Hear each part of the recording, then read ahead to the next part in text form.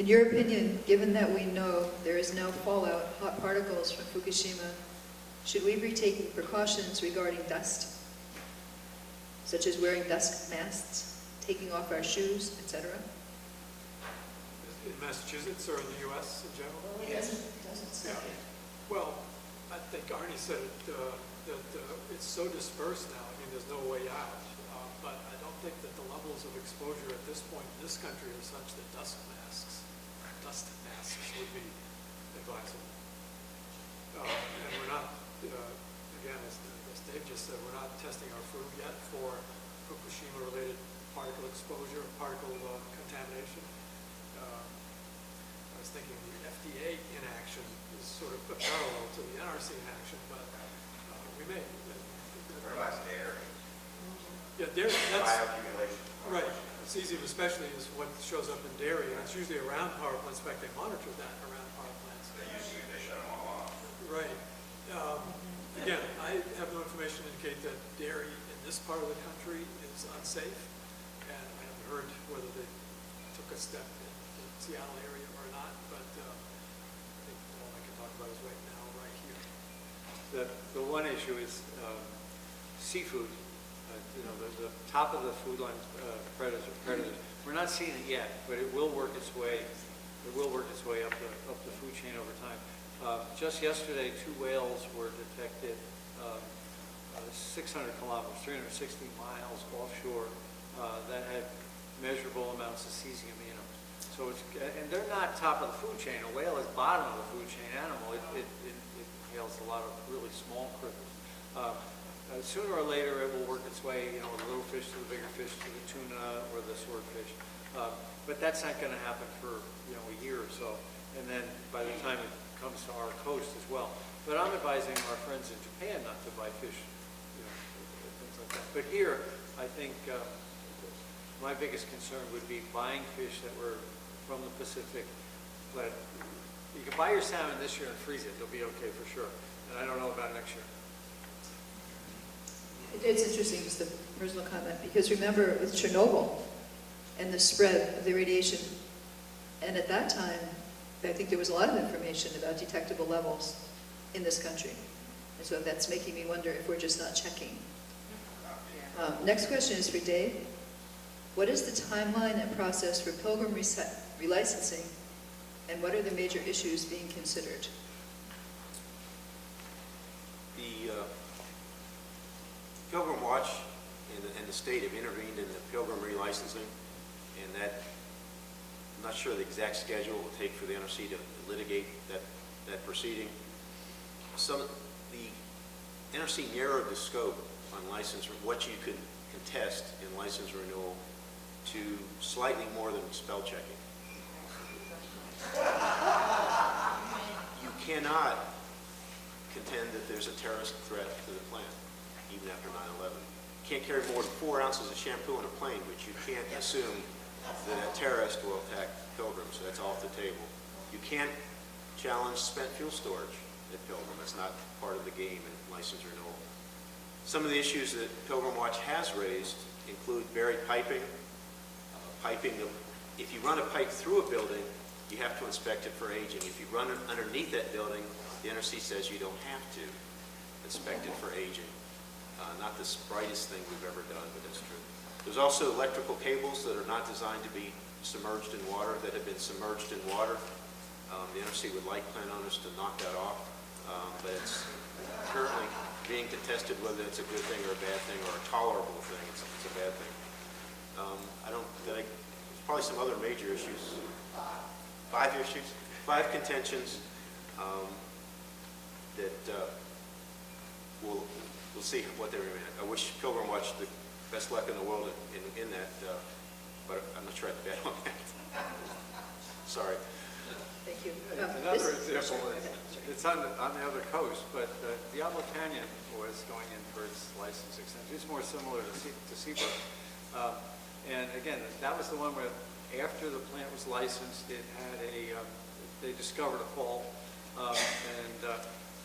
As part of the license renewal, both the public and the state of California kept saying, there's a fault right off the coast that you didn't look at. And the NRC And Public Service, Pacific Gas and Electric said, oh, that's not part of the record, so therefore you don't have to go there.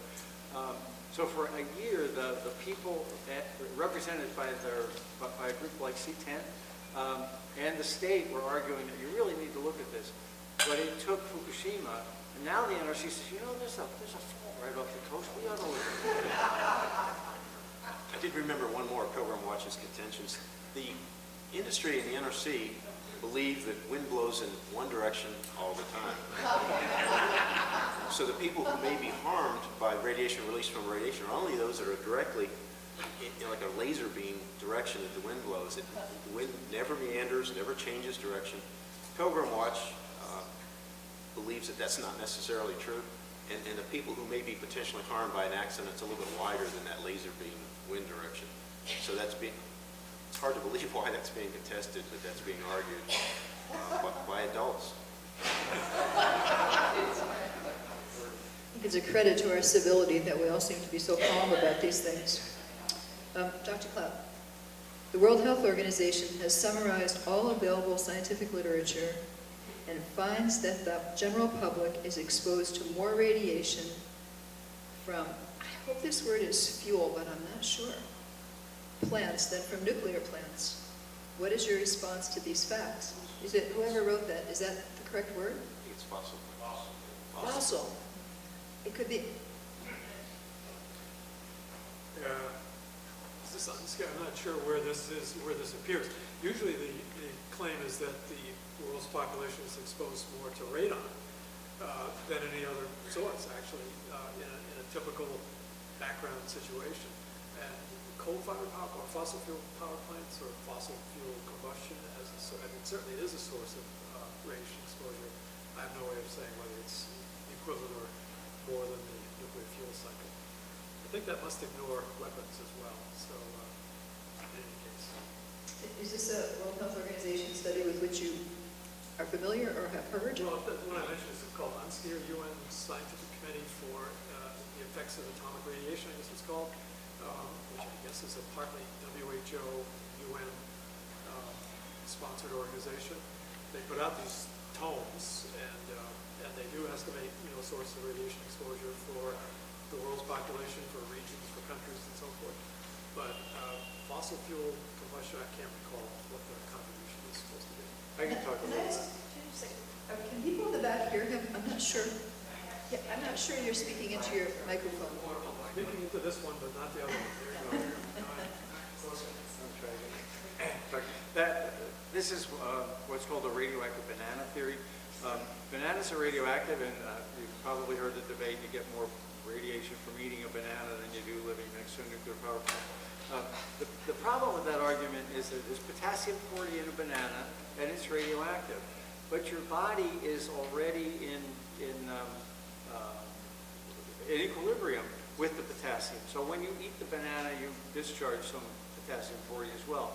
Now, your body is not in equilibrium with cesium-137 because it doesn't exist naturally.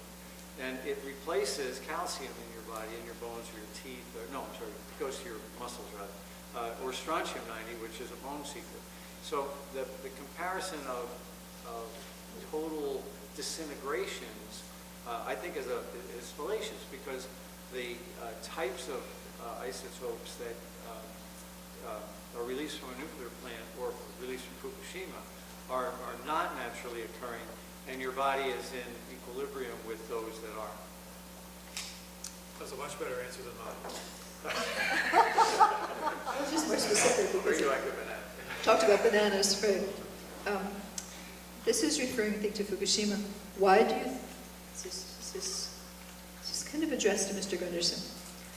Why do you think TEPCO has been so slow to cover their reactors with something even vital? And what do you think of TEPCO's and Japan's present plans? And what do you think of Onkalo in Finland? I have a hard time with that. Can I read it? Yeah. I have hearing aids, and your echo there was killing me here. Oh, yeah. What do you think about TEPCO going slow to cover the reactors with something? Arnie, speak into the mic. We can't hear you. Thank because TEPCO is proposing putting a vinyl cover over top of the reactor, and they can't keep, the cores have a hole, the reactor's a hole in the bottom, the core has gone through it, and the containment is leaking. So the net effect is that still can't hear me. So the net effect is water is being poured in the top, runs out the bottom, hits the nuclear fuel, and is evaporated. And you'll see that you don't see it as much in the daytime now because the air is warm. But back in March, you could always see steam coming out of the reactors. It's still coming out, but the air is warm now, and you can't see it. At night, if you've been watching the TEPCO night cams, the whole site will get this eerie glow, and people, I keep getting emails saying it's exploding. It's not. The Pacific is cold, and you've got air, more humidity being added to essentially sea fog. So the attempt is to put these tents over it to prevent that steam from rising and prevent more radiation from being released. It will be interesting visually. Just briefly add to that. Part of the delay in them putting that tent over the building is that the buildings went through quite a bit. There was an earthquake, there was hydrogen explosions. The building's structural integrity has been challenged quite strenuously. One of the last things they want to do is make things worse. So if you start adding weight to a top of a fragile structure, you may cause it to collapse. So they don't want to make a bad situation worse, and that's slowed them down with some of the things. The buildings themselves were only entered recently because the radiation levels are so high. So it's difficult to get in to assess the damage, to ascertain how strong it is, to determine how much weight you can put on top of it. That slowed down their efforts quite a bit. And the other part of that question was, what do you think of their present plans? The tsunami is going to cost around $250 billion to clean up. And I actually think this cleanup is going to be another $250 billion, about between 50 and 70 billion to decommission those plants, and then another hundreds of billions to decommission the hotspots where the plume has touched down. And that's an enormous amount for any country to bear. So I think there's going to be some economic decisions made to just walk away from some places for decades. Are you familiar with the last part of that Oh, question, which was the there's question? a plant in Finland. It's got a whole bunch of L's and I's and O's in it, and I can't pronounce it. But it's a new design, and it's now triple the cost that it was originally budgeted, and the delays have been about 4 or 5 years. This new generation is neither cheap nor quick to build. It was under the waste depository. Oh, the waste repository. I'm sorry. Do you want to answer that? I'm sorry. There's one in Finland also that's got a bunch of. It's the waste repository that they're building is within sight of the reactors that Arnie just answered the question about. It's their version of Yucca Mountain. They've been drilling a tunnel for years. I spoke to somebody, one of the ambassadors, somebody from the embassy, not one of the ambassadors, who their concern was that they wished it was further away from the coast, so it would be more protected from rising seawater, perhaps caused by global warming. But it was needed to be sited next to an operating nuclear facility, so they didn't really have that choice. There's a very good documentary that came out earlier this year called Into Eternity. If you get a chance to catch that, it'd be worthwhile. It's a very good documentary, as unbiased as things are in nuclear power.